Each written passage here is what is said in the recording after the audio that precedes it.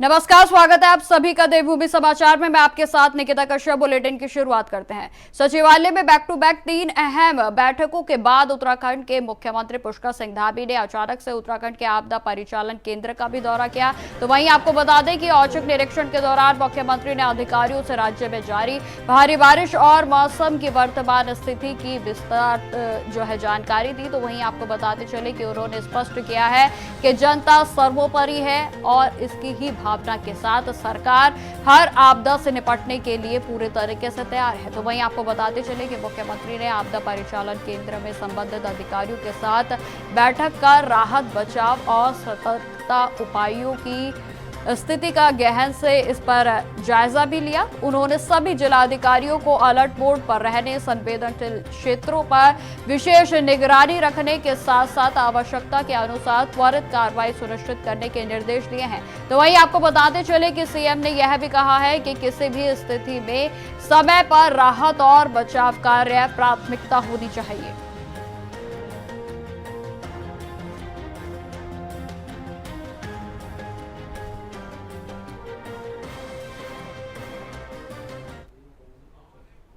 अब खबर देहरादून से है, जहां मानसून का असर तेज होता हुआ नजर आ रहा है। आपको बताते चले कि बीते 24 घंटों में राज्य के कई जिलों में भारी बारिश दर्ज की गई है। तो वहीं आपको बता दें कि जबकि कुछ इलाकों में भारी बारिश को देखते हुए मौसम विभाग की ओर से अलर्ट भी जारी किया गया। आपको बता दें कि मौसम विभाग ने अगले 5 दिनों तक राज्य भर में भारी बारिश की चेतावनी को जारी किया है। तो वहीं आपको यह भी बताते चले कि मौसम विज्ञान केंद्र देहरादून के निदेशक डॉक्टर विक्रम सिंह ने बताया कि गढ़वाल मंडल के अधिकतर क्षेत्रों में भारी बारिश हो सकती है। तो वहीं नैनीताल और बागेश्वर जिलों में भी तेज बारिश की संभावना जताई गई है। विभाग ने लोगों से सतर्क रहने की अपील की है।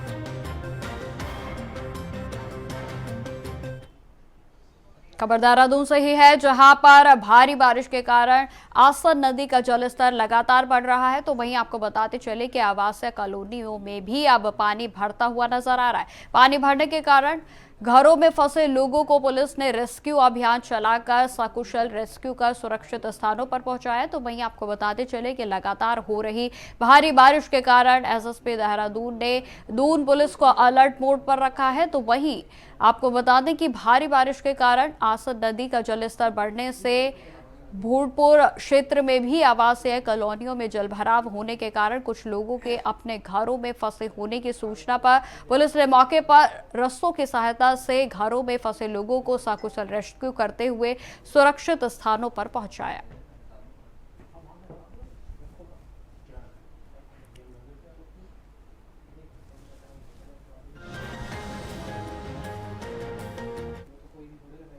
उत्तराखंड के मुख्यमंत्री पुष्कर सिंह धामी ने एक बार फिर से दोहराया है कि प्रदेश में अवैध मतांतरण यानी कि धर्मांतरण को किसी भी कीमत पर बर्दाश्त नहीं किया जाएगा।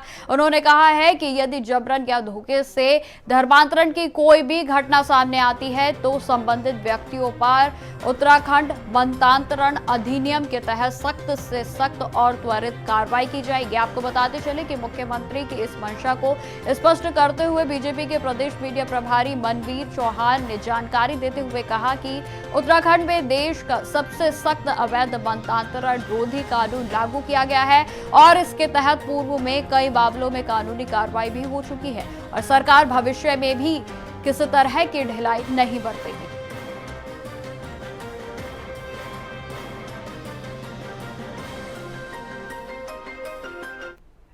धर्मांतरण को लेकर देश का सबसे कठोरतम धर्मांतरण विरोधी कानून हमारी सरकार के द्वारा राज्य में लागू किया गया है और उसके तहत कई लोगों को उसमें गिरफ्तार किया गया पूर्व में।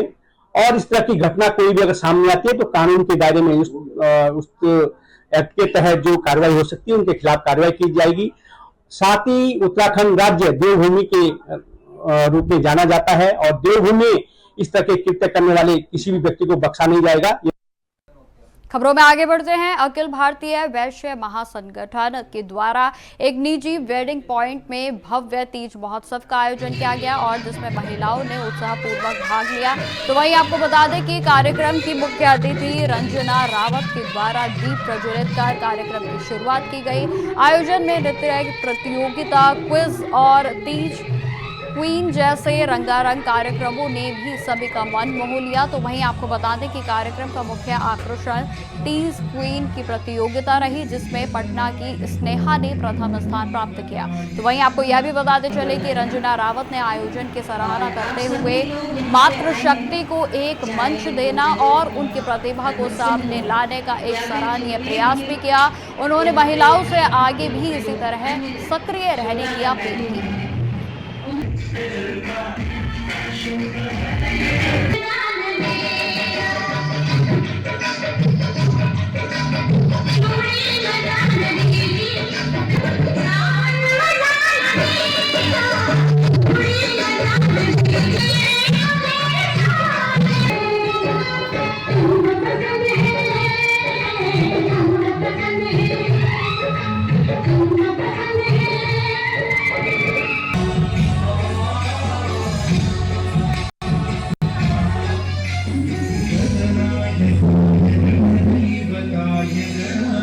बधाइयाँ। और आप सभी लोग यहाँ पे आए हैं, चाहे वो जजेस हों, कंटेस्टेंट हों या फिर जितने भी यहाँ पे। सच बताऊँ तो मैं सोची ही नहीं थी कि मुझे ये सम्मान मिलेगा और सच में नहीं सोची थी। मैं इतनी खुश हूँ, आज मेरे पास शब्द नहीं है कि मैं कैसे आप लोग का शुक्रिया अदा करूँ। आप लोग की दुआ और आशीर्वाद से मुझे मिला है और मैं बहुत खुश हूँ। उत्तराखंड में मुझे बहुत अच्छा लग रहा है और मेरा यहाँ जो 12-13 साल रहते हुए हो गया है और मैं आगे की भी अभी शायद पूरी लाइफ टाइम मुझे अब यहाँ आप लोग के साथ ही गुजारनी है। और मैं प्राउड फील करती हूँ कि मैं यहाँ उत्तराखंड में आई हूँ और मुझे यहीं रहने का मौका मिला है। मैं पटना से हूँ, मेरे माँ पापा पटना में ही रहते हैं, बट मेरे हस्बैंड की जॉब थी यहाँ उत्तराखंड में, वो वेटनरी ऑफिसर हैं। उनकी पोस्टिंग कलाल घाटी में है फिलहाल, तो इसलिए मैं अभी यहाँ पे हूँ। उत्तराखंड महिला कांग्रेस ने प्रदेश भर में महिलाओं के खिलाफ बढ़ते अपराधों और अत्याचारों के विरोध में देहरादून में न्याय मार्च निकाला। आपको बता दें कि यह शांतिपूर्ण प्रदर्शन सेंटोरियो मॉल के राजभवन की ओर किया गया और जहां पर प्रदर्शन का उद्देश्य महिलाओं की सुरक्षा, सरकार की नाकामी को उजागर करना और पीड़िताओं को न्याय दिलाने की मांग करना था। आपको बता दें कि लेकिन मार्च के दौरान महिला कांग्रेस प्रदेश अध्यक्ष ज्योति रौतेला समेत कई महिला कार्यकर्ताओं को पुलिस ने हिरासत में ले लिया। तो वहीं महिला कांग्रेस ने इस कार्रवाई को तानाशाही और दमनकारी करार देते हुए यह भी कहा कि बीजेपी सरकार उनकी आवाज को दबाने नहीं सकती है। उन्होंने महिलाओं की सुरक्षा सुनिश्चित करने और दोषियों को कड़ी सजा देने की मांग की। तो वहीं आपको बताते चले कि इस बीच राष्ट्रीय महिला आयोग की रिपोर्ट के अनुसार वर्ष 2023 में महिलाओं के खिलाफ 28,811 शिकायतें दर्ज की गई और जिसमें घरेलू हिंसा के साथ साथ अन्य प्रकार के उत्पीड़न भी प्रमुख थे। तो वहीं आपको बता दें कि महिला कांग्रेस ने इन आंकड़ों को गंभीर चिंता का विषय बताया।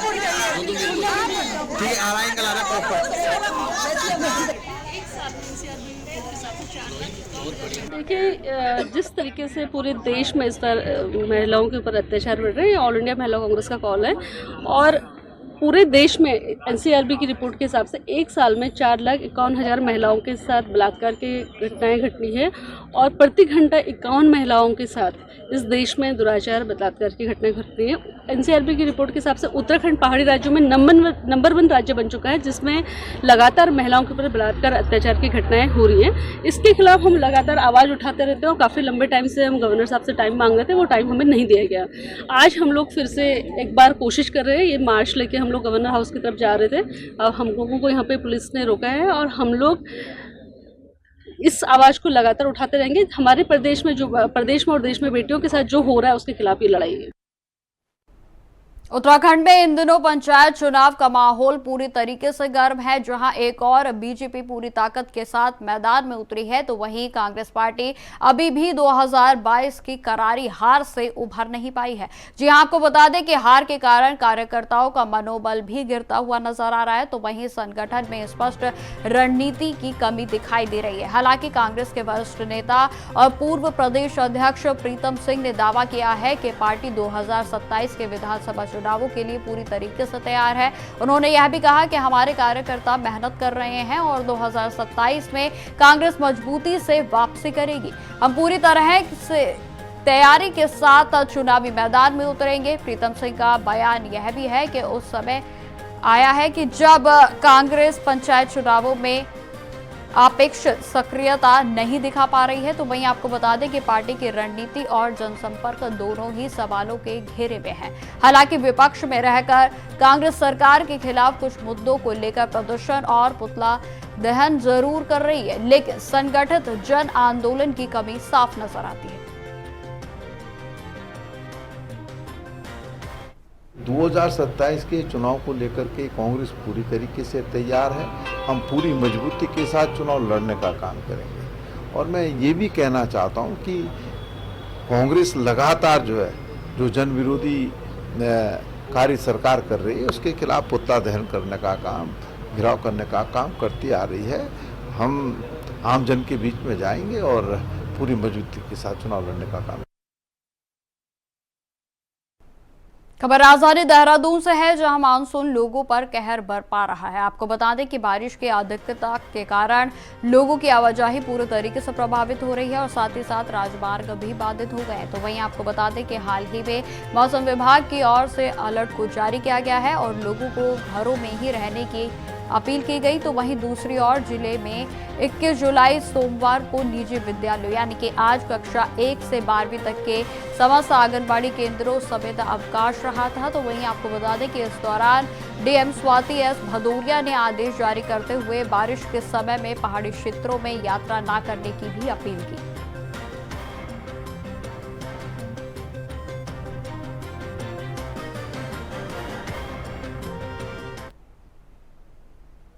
अब खबर देहरादून से है, जहां एक दिल दहला देने वाली घटना ने जिला प्रशासन को कठोर कदम उठाने को मजबूर कर दिया। जी आपको बता दें कि पति की आकस्मिक मृत्यु के बाद 4 मासूम बेटियों के साथ जीवन संघर्ष कर रही विधवा प्रिया को जब बीमा होने के बावजूद गृह ऋण की माफी नहीं मिली, तो उन्होंने प्रशासन से गुहार लगाई। तो वहीं आपको बताते चले कि CSL बैंक और टाटा AIA इंश्योरेंस की लापरवाही और उत्पीड़न के चलते प्रिया का घर जब्त कर लिया गया है, जबकि 6.50 लाख का गृह ऋण बीमित है और जिसमें कि जिला अधिकारी की सख्त कार्रवाई के तहत राजपुर रोड स्थित CSL के बैंक की शाखा को सील कर दिया गया और प्रबंधन की RC भी काट दी गई है। तो वहीं आपको बता दें कि बैंक और बीमा कंपनी के द्वारा ना तो बीमा क्लेम दिया गया है और ना ही ऋण माफ किया गया, और जिससे प्रिया आर्थिक तंगी से जूझ रही है। तो वहीं आपको यह भी बताते चले कि प्रशासनिक हस्तक्षेप के बाद अब बैंक की संपत्ति नीलाम की जा रही है और मुख्यमंत्री के निर्देश पर चल रहे जनहित फैसलों की इस कड़ी में यह कार्रवाई सामाजिक न्याय की दिशा में एक महत्वपूर्ण संदेश है।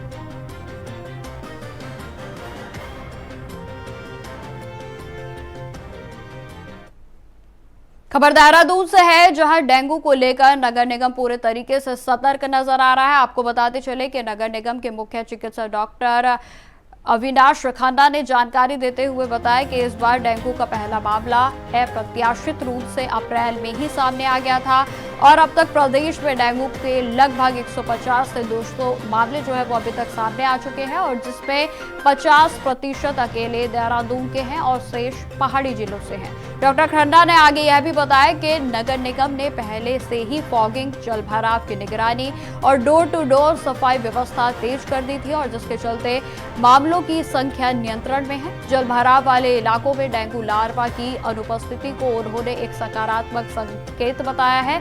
तो वहीं उन्होंने यह भी कहा कि स्वास्थ्य विभाग पूरी सतर्कता के साथ स्थिति पर नजर बनाए हुए है। देखिए, इस बार जैसे कि सब विदित है कि डेंगू ने जो है बीमारी ने जो पहला केस आ गया वो अप्रैल में ही आ गया, जो कि बहुत ही अर्ली ऑनसेट माना जा रहा है।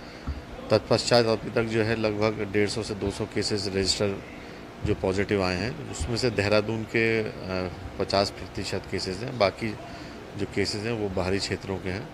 परंतु यदि देखें तो हम लोगों ने चूँकि तैयारी बहुत पहले से कर रखी थी, गत वर्षों के जो हम लोगों ने कार्य किए उसके मद्देनज़र, तो अभी तक जो है हम लोग उसी दिशा में चल रहे हैं कि फॉगिंग पूरी वृहद स्तर पे की जाए और लार्विसाइडल का जो छिड़काव है ख़ास तौर पे जो हम लोग 20 टैंकरों के माध्यम से करवा रहे हैं, उसका काफ़ी असर देखने को मिल रहा है कि अभी तक जो है केसेस पूरी तरीके से नियंत्रण में। अगर 3 माह का देखें तो मात्र 150-200 केसेस हैं और कोई फैटेलिटी नहीं है। तो इसका मतलब हम लोग बहुत ही टीम वर्क के साथ जो हम लोगों के द्वारा कार्य किया जा रहा है वो काफ़ी जो है प्रोत्साहित करने वाला है और उसके नतीजे भी अच्छे मिल रहे हैं। साथ ही साथ सीएमओ ऑफिस से भी जो वॉलंटियर्स और जो आशा वर्कर्स हैं वो भी अपने फील्ड में लगातार विजिट्स कर रहे हैं और हमारे लोग भी कर रहे हैं। और लगातार हम लोगों के द्वारा जो है देखा जा रहा है कि जहाँ जहाँ पे भी जल जमाव भी है तो वहाँ पे अभी तक डेंगू लार्वा के ऐसे केसेस मिल नहीं रहे हैं। तो ये हम लोगों का अच्छा वो है पॉजिटिव कि लार्विसाइडल अपना इफेक्ट कर रहा है और केसेस नियंत्रण में है। और जहाँ तक सफाई की व्यवस्था है तो सफाई नियमित रूप से कराई जा रही है।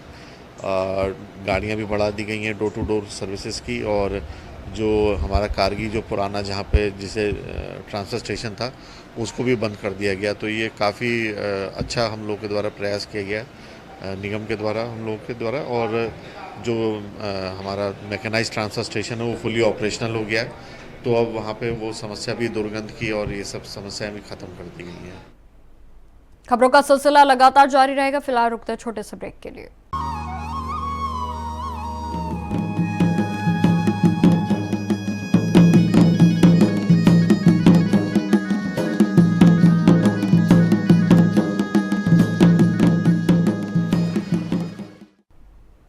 तो ब्रेक के बाद एक बार फिर से स्वागत है आप सभी का। बढ़ते हैं खबरों की ओर। खबर डोईवाला से है, जहां एक मंदिर के पास हाथी ने हमला कर दिया। आपको बता दें कि इस दौरान मौके पर पहुंचकर डीएफओ ने भी संज्ञान लिया है और जहां पर मौके पर वन विभाग की टीम भी पहुंच गई। तो आपको बताते चले कि साथ ही घटना का निरीक्षण भी किया गया। तो वहीं सावन माह के उपलक्ष्य में टोल प्लाजा पर कांवड़ यात्रियों के लिए भंडारे की व्यवस्था की गई थी और साथ ही यात्रा के दौरान खाना बांटने और डीजे बजाने पर भी प्रतिबंध लगाया गया है। इस दौरान रात्रि के समय में 2 फॉरेस्ट गार्ड को सुरक्षा के लिए तैनात किया गया।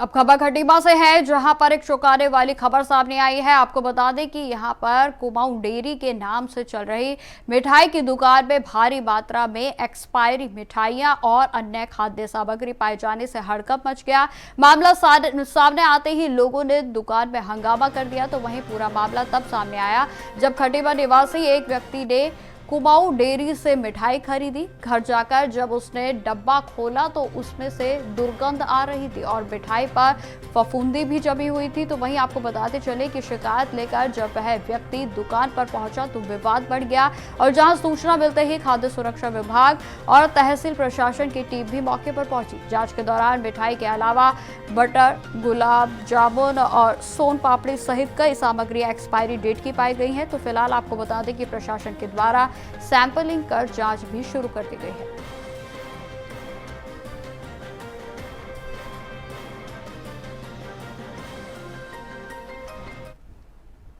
खबर देहरादून से है, जहां सचिवालय में मुख्यमंत्री पुष्कर सिंह धामी शहरी विकास विभाग की समीक्षा बैठक लेते हुए नजर आए। जहां पर आपको बताते चले कि मुख्यमंत्री पुष्कर सिंह धामी का गुड गवर्नेंस मॉडल पर जोर रहा। तो सभी विभागों की लगातार समीक्षा भी उनकी ओर से की गई है। तो आपको बताते चले कि सीएम पुष्कर सिंह धामी की ओर से आज समीक्षा बैठक की गई थी, जिसमें कि जो मुख्य मुद्दा रहा वो बारिश वाले इलाकों यानी कि अतिवृष्टि वाले इलाकों पर उनकी गहन जो है उस पर जांच की गई। तो वहीं आपको बताते चले कि मौसम विभाग के लोग भी यानी कि तमाम अधिकारी जो है वो इस समय मौजूद रहे। तो वहीं आपको बता दें कि समीक्षा बैठक में कई विषयों पर बातचीत भी की गई। तो साथ ही साथ आपको बता दें कि गुड गवर्नेंस मॉडल पर भी जोर दिया गया है और जिसमें उत्तराखंड की सरकार लगातार तमाम ऐसे जो ठोस कदम है वो लगातार उठा रही है और जिसमें कि आपको बताते चले कि गुड गवर्नेंस मॉडल पर भी मुख्यमंत्री पुष्कर सिंह धामी की ओर से जोर दिया गया। अब खबर देहरादून से है, जहां पर प्रसिद्ध लोक गायक पवन सेमवाल का एक गीत पिछले कुछ दिनों से सोशल मीडिया पर वायरल हो रहा है और जिसमें मुख्यमंत्री पुष्कर सिंह धामी से जुड़ी कुछ टिप्पणियां भी की गई हैं। इस गीत को लेकर सियासी घमासान भी पूरे तरीके से चरम पर है। तो वहीं आपको बता दें कि इस पर बीजेपी ने इसे दुर्भाग्यपूर्ण बताते हुए कुछ असंतुष्ट और राजनीतिक विरोधी तत्व सरकार की छवि को धूमिल करने का प्रयास कर रहे हैं, ये बातें कही गई। तो वहीं आपको बता दें कि बीजेपी के प्रदेश मीडिया प्रभारी मनवीर चौहान ने आगे यह भी कहा कि पूरे उत्तराखंड में धामी सरकार के विकास कार्यों की गूंज है और ऐसे समय में कुछ लोग सस्ती लोकप्रियता और राजनीतिक एजेंडे के तहत अफवाह फैलाने की कोशिश कर रहे हैं, जो कि सही नहीं है। पुलिस अब इस वायरल वीडियो की जांच में जुट गई है। तो वहीं आपको बता दें कि प्रशासन ने साफ किया है कि किसी भी व्यक्तिगत छवि को खराब करने वाले कंटेंट को बर्दाश्त नहीं किया जाएगा।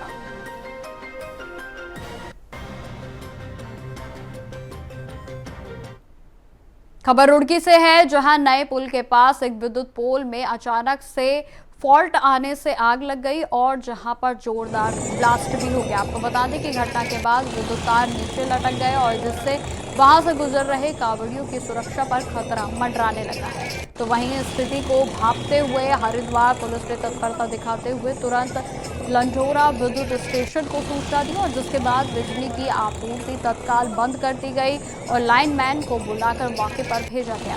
साथ ही साथ आपको बताते चले कि यात्रियों और कांवड़ियों के विद्युत तारों से सुरक्षित दूरी बनाने की भी सलाह दी गई है। और जहां बारिश के मौसम को देखते हुए पुलिस और प्रशासन ने आमजन से अपील की है कि विद्युत ट्रांसफार्मर और बिजली की लाइनों के आसपास जाने से बचें।